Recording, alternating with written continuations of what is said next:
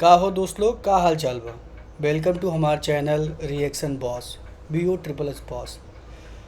तो बात ऐसा है दोस्तों कि आकाश गुप्ता साहब हैं एक सर, और बहुत अच्छा, मतलब वो कहानियाँ सुनाते हैं, बहुत अच्छा कहानी सुनावत हैं। तो उनका एक वीडियो देखे रहे, तो हमका बहुत अच्छा लगा। तो एक बारे में हम शेयर करे चाहते हैं।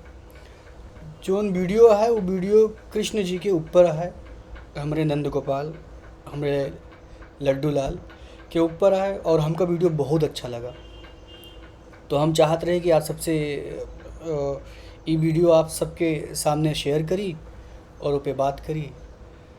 और सबसे मज़ेदार बात यह है दोस्तों कि आकाश गुप्ता सर जो हैं, बहुत अच्छा, मतलब ये बहुत अच्छा लिखत है ना, ये स्क्रीन प्ले राइटर हैं और बहुत बड़े राइटर हैं। और ये डिफरेंट डिफरेंट जोन चैनल है, यूट्यूब चैनल, वो में अपन इंटरव्यू देते हैं। तो ऐसे ही एक देखत रहे वीडियो, हमका बहुत अच्छा लगा। तो सोचे कि आप सबसे वो वीडियो जो है शेयर करी। तो आज यही लेके ये वीडियो। बाकी आप सबके दोस्त, आप सबके भाई, हम सुधाकर। तो हम सुधाकर उर्फ सानू। तो ये वीडियो जो ना है बनावे का मकसद सिर्फ ये है कि हमका जो है ना कि मतलब कैसे शुरू करूँ। हमारा का है मतलब यह है कि कोई भी चीज़ हो जो आपके धर्म, आपके संस्कार से रिलेटेड हो, और जिसमें समाज के प्रति एक अच्छा विचारधारा हो, जिसमें समाज को एक साथ लेके चलेगा विचारधारा हो, वो चीज़ पे हमेशा जो है विचार करे चाहे। और सबको साथ में चले चाहे, सबके मिल के चले चाहे, सबके लिए अपन अपन धर्म बहुत अच्छा है, उसे प्यार करे चाहे। ठीक है, अपने संस्कृति से प्यार करे चाहे, अपने भारत माता से प्यार करे चाहे। तो दोस्तों ज़्यादा देर न करब। हाँ, एक बात और कहे क्या दोस्तों कि हमारा चैनल जो है ना, सब्सक्राइब ज़रूर करा। सब्सक्राइब करबे तो थोड़ा सा हमका अच्छा लगे, मोटिवेशन मिले, और हम वीडियो बनाओ कंटिन्यू। बीच में गैप था भी ना, वही रहन कि एक प्रोजेक्ट हमारा चलता है फिल्म के, तो थोड़ा बहुत लिखी थी, तो वही सब की डिबेट चल रहा है ना। अब थोड़ा सा कामों पे स्टार्ट हो गया है, बट ठीक है, वीडियो हम बनाओगे, कंटिन्यू वीडियो बनाओगे। बस आप सबके साथ चाहे, सपोर्ट चाहे। आपका भाई सानू। चलो ज़्यादा विलम्ब न करते हैं और वीडियो देखते हैं।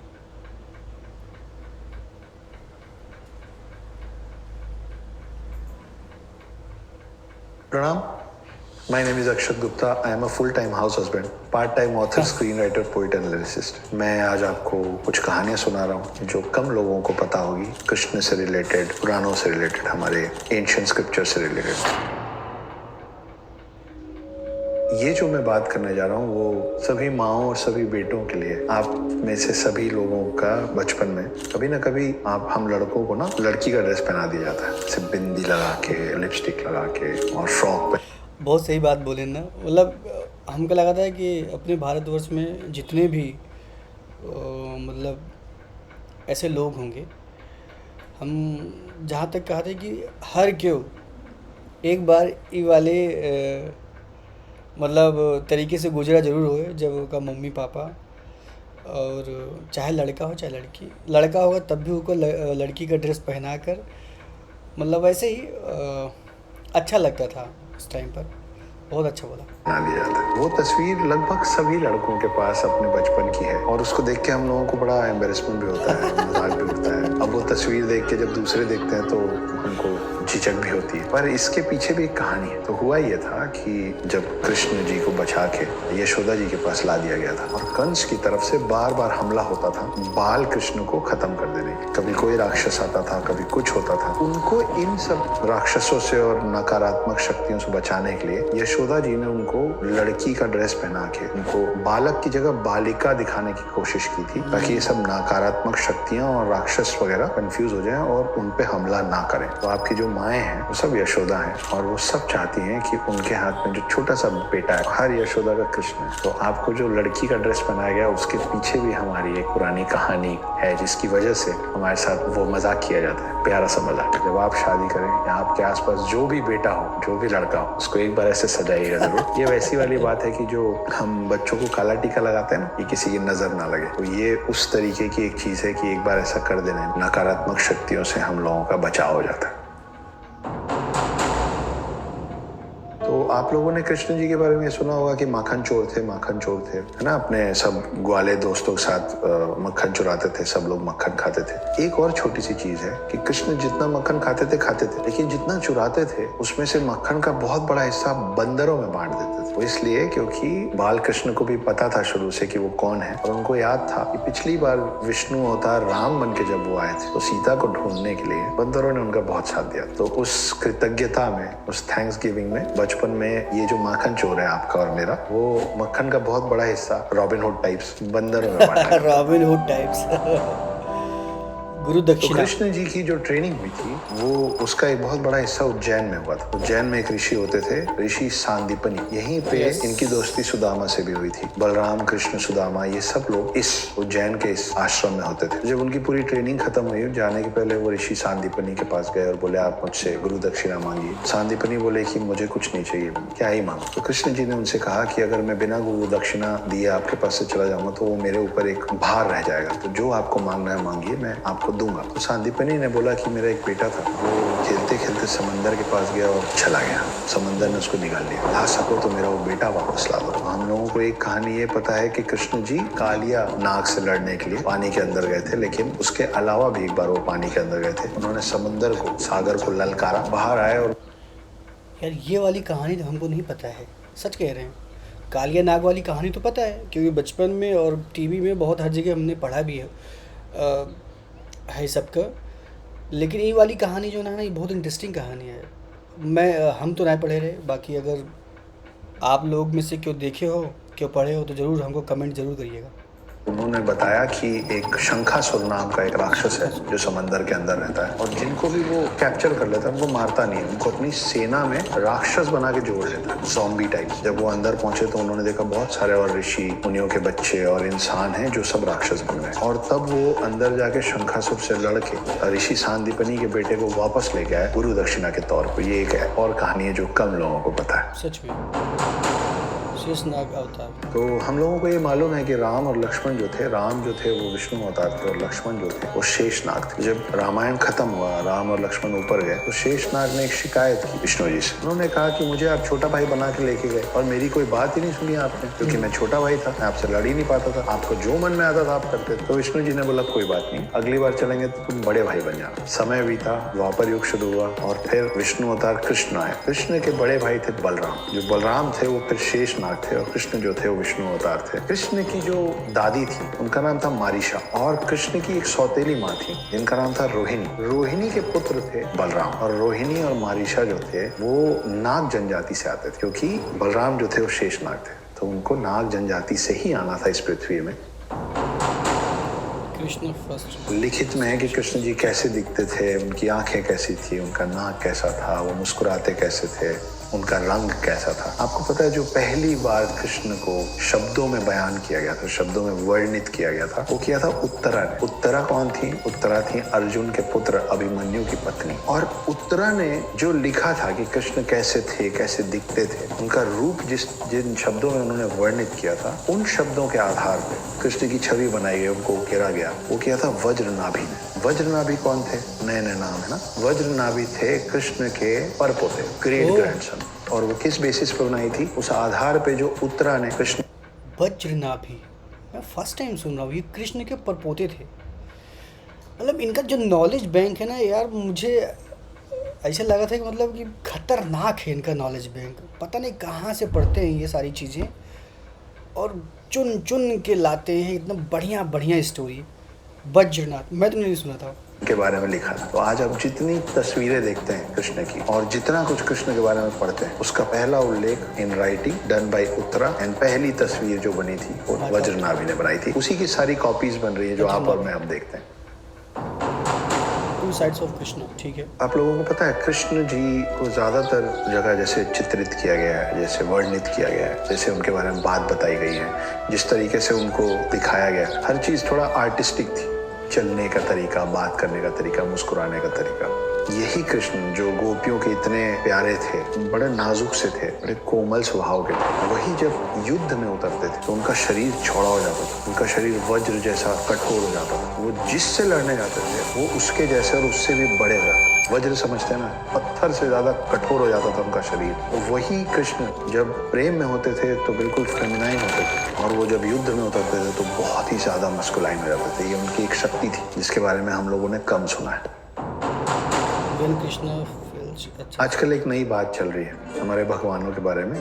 वो ये है कि तुम्हारे भगवान तो बड़े कमजोर थे, तुम्हारे भगवान रोने लग जाते थे, अपनी पत्नी को नहीं बचा पाते थे, इस तरह की बहुत सारी बातें होती भगवानों के बारे में। ये सब सच है, पर ये बोलने वालों को एक और बात नहीं पता है, मैं बता देता। हमारे भगवान बीमार भी पड़ते थे। एक बार कृष्ण बीमार पड़ गए थे, बहुत ज्यादा बीमार पड़ गए, तो वैद्य आए और बोले कि इनको प्रेम करने वाली कोई भी महिला अगर अपने चरणों की धूल इनके माथे पे लगा देगी तो ये ठीक हो जाएगी। और कृष्ण इतने बीमार पड़ गए थे कि मुश्किल हो गया था उनको ठीक करना। तो कृष्ण की 8 पत्नियां थी, सब लोगों के पास वैद्य गए और बोले आप अपने चरणों की धूल दे दीजिए, हम कृष्ण के माथे पे लगाएंगे, कृष्ण ठीक हो जाएंगे। इन सब ने बोला नहीं नहीं, कृष्ण हमारे पति हैं, पति परमेश्वर होता है, कृष्ण अपने आप में इतने महान है, उनके माथे पे मेरे चरण का धूल लगेगा तो मुझे पक्का नरक मिलेगा, मुझे ये पाप नहीं करना, मैं नहीं करूंगी। जब 8 की 8 पत्नियों ने ये करने से मना कर दिया तो ये वैद्य लोग जो थे वो गए गोपियों के पास, और गोपियों से जब यही बात कही गई कि कृष्ण के माथे पे आपके चरणों की धूल लगाने, तो सारी गोपियों ने अपने चरण का धूल निकाल के दे दिया। वैद्यों ने पूछा कि ये पाप आपको लगेगा, आप नरक जाएंगी अगर आप ऐसा करेंगे, फिर भी आप करने को तैयार। तो सारी गोपियों ने बोला कि हम कृष्ण से इतना प्रेम करते हैं कि कृष्ण के लिए तो हम नरक भी चले जाए, अगर कृष्ण के भले के लिए हमको तकलीफ झेलनी पड़ेगी तो हम उसके लिए तैयार। तो ये होता है असली प्रेम। फिर गोपियों के चरणों की धूल ले जाके कृष्ण के माथे पे लगाया गया और कृष्ण ठीक हो गए। अरे वाह, कृष्ण की लीला। कृष्ण जी के बारे में बहुत सारी चीजें बहुत सारे लोगों ने अलग अलग तरीके से लिखी। एक अजीब सी बात यह है कि पुरानी जितनी भी चीजें कृष्ण के बारे में लिखी हुई हैं, राधा का कहीं जिक्र नहीं। राधा का जिक्र बहुत बाद में आना शुरू हुआ है लेखन। उसमें से एक लेखनी है जो कविताओं में पूरा कृष्ण के बारे में सब कुछ लिखा हुआ है। उस लेखनी का नाम है गीत गोविंद। ये लिखा था जयदेव ने। जयदेव बहुत बड़े भक्त थे कृष्ण के। तो एक बार हुआ यूं कि जयदेव बैठ के कृष्ण पे कविताएं लिख रहे थे, उन्हें उनकी कहानी गढ़ रहे थे कविताओं में, और एक प्रसंग आया उनके मन में। वो प्रसंग ये था कि राधा पूरी तैयार होके कमरा सजा के बैठी हुई थी, कृष्ण के आने का इंतजार कर रही थी। जब कृष्ण आए और राधा उनके पास गई तो कृष्ण के कंधे पे किसी और युवती का बाल था। ये बात राधा को इतनी तकलीफ दी कि उसके बाद राधा कृष्ण से कभी मिली नहीं। जब ये बात जयदेव को लिखनी थी तो जयदेव को समझ ही नहीं आ रहा था कि मेरे आराध्य हैं ये, मैं इनका भक्त हूँ, मैं इनकी इतनी पूजा करता हूँ, मैं ऐसी बात इनके बारे में कैसे लिखूं, जिसको राइटर्स ब्लॉक बोलते हैं हमारे भाषा में। वो सोचते रहे, उनको लगा मैं ये नहीं लिख पाऊंगा, मैं ये नहीं लिख सकता। उन्होंने सोचा लेट्स टेक अ ब्रेक। उन्होंने अपनी पत्नी को बोला कि मैं नहा के आता हूँ, मेरे लिए खाना तैयार कर देना। जयदेव चले गए। पत्नी मान के चल रही थी कि 1 घंटा लगेगा, जाएंगे, नहाएंगे, लौटेंगे, लेकिन 10 मिनट में जयदेव वापस आ गए। पत्नी देख के चौंक गई। पत्नी बोली कि अरे आप इतनी जल्दी वापस आ गए, कैसे, खाना लगा दूं? तो जयदेव ने बोला कि हाँ, मुझे समझ में आ गया कि मुझे वो शब्द मिल गए जिन शब्दों में मैं वो कविता लिखूंगा, जिसमें मैं इस बात का वर्णन करूंगा कि कैसे राधा ने कृष्ण के कंधे पे बाल देखा किसी और युवती का और नाराज हो गई। वो बैठे, वो लिखे, तब तक खाना लग गया। उन्होंने फटाफट कविता में इस बात को ढाला, वापस जाके बैठे, खाना खाए। जयदेव के खाना खाने के बाद उसी थाली में बचा कुचा और डाल के खाना खाती थी। मतलब कुल मिला के जयदेव का जूठा खाती थी प्रेम में। जयदेव खाना खत्म करने के बाद उठे और बोले कि मैं फिर से नहा के आता हूँ। पत्नी को कुछ समझ में नहीं आया। जयदेव उठ के गए, पत्नी उसी थाली में बैठ के खाना खाने लग गई। 5 मिनट बाद जयदेव वापस आ गए और बोले कि बहुत जोर से भूख लगी प्रिया, खाना लगाओ। पत्नी परेशान, बोले आप अभी तो खाना खा के गए। जयदेव ने बोला मैं खा के गया, मैं तो 1 घंटे पहले नहाने गया था, नहा के अब लौट रहा हूँ। तब उनको और उनकी पत्नी को समझ में आया कि जब जयदेव नहाने गए हुए थे तो पीछे से कृष्ण आके अपने भक्त की मदद करके चले गए। कृष्ण जयदेव का रूप लेके आए वो चीज जो जयदेव अपने हाथ से नहीं लिखना चाहते, उसको कृष्ण ने कविता में ढाला। तब तक पत्नी ने खाना लगा दिया था, तो उनकी अपने भक्त की पत्नी का निरादर नहीं करना चाहते थे, इसलिए बैठ के खाना खाए। और तब जयदेव को समझ में आया कि मेरे आराध्य, जिनका मैं इतना बड़ा भक्त हूँ, जिनको मैं कभी नहीं देखा, वो दर्शन देके चले गए मेरी पत्नी को, और मेरी पत्नी जिस थाली में खाना खा रही है वो कृष्ण का जूठा खा रही है। और उस दिन के बाद जयदेव अपने पूरे जीवन अपनी पत्नी के थाली में अपनी पत्नी के बचे हुए जूठन से अपना पेट भरे और अपनी पत्नी का चरण स्पर्श किए, क्योंकि पत्नी वो हो गई थी जिन्होंने कृष्ण के दर्शन कर लिए थे। रणछोड़, आप लोगों ने 3 इडियट्स देखी है? मैंने देखी है, बहुत अच्छी फिल्म है। इसमें रणछोड़ मतलब कहानी तो मुझे भी पता है, और बाकी देखते हैं सर का बतावत है। आमिर खान का जो रोल है, जब वो कॉलेज में होते हैं तो उनका नाम होता है रणछोड़ दास श्यामल दास छाछड़। याद है? रणछोड़ जो नाम है वो भी कृष्ण का एक नाम है, और ये नाम उनको इसलिए मिला था क्योंकि वो रण को छोड़ के भाग गए। ये सच है। तो हुआ ये था कि जब जरासंध ने हमला किया था कृष्ण की नगरी पे, तो कृष्ण ने ये निर्णय लिया कि ये लड़ने का वक्त नहीं है। तो सारे जो यादव थे, जो बहुत अच्छे लड़ाकू थे, योद्धा थे, तो वो रणभूमि छोड़ के जाना नहीं चाहते। उन्होंने कहा हम लड़ेंगे, भले हम लड़ते लड़ते मर जाएंगे, लेकिन हम अपनी भूमि के लिए, अपने राज्य के लिए लड़ेंगे। और तब कृष्ण जी ने कहा था कि हमेशा युद्ध ही एकमात्र जरिया नहीं होता है।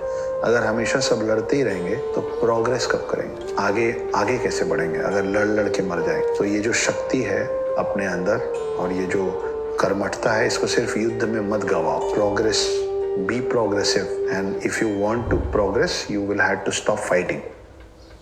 इस कहानी में मजा आया? अगर मजा आया तो ऐसी ही और अनसुनी, अनकही, अनदेखी कहानियों के लिए स्टे ट्यून्ड। भाई हमको तो बहुत मज़ा आया, हमको बहुत मज़ा आया, बहुत ज़्यादा।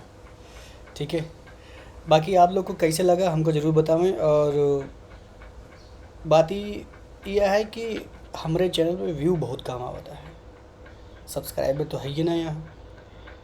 बाकी तब आप सबके बहुत बहुत धन्यवाद हमारे वीडियो देखे के लिए। प्लीज़ हमका सब्सक्राइब करें, हमका लाइक करें, शेयर करें। आप सबके सपोर्ट चाहे। फिर मिलब दूसरे वीडियो में, तब तक के लिए बाय बाय, टेक केयर।